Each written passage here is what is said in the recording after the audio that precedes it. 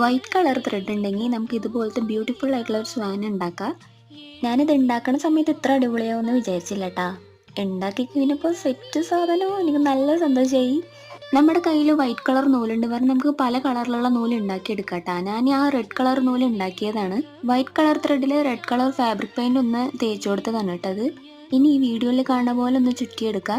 സ്വാനിന്റെ മലയാളം ഹംസം എന്നാണ് കേട്ടോ. ഇതൊക്കെ അറിയണ്ടാവും, നല്ല വെറുതെ പറഞ്ഞാവും.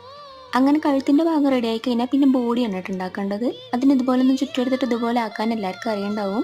പിന്നെ ചിറകിന് വേണ്ടിയിട്ട് 2 സംഭവങ്ങൾ വേണം. ഇതിന്റെ ഒരു സൈഡ് മാത്രം കട്ട് ചെയ്താൽ മതി കേട്ടാ. ഇനി നമുക്ക് ഇതൊക്കെ ഒന്ന് അതിൽ ഒട്ടിച്ചു കൊടുത്താൽ മാത്രം മതി.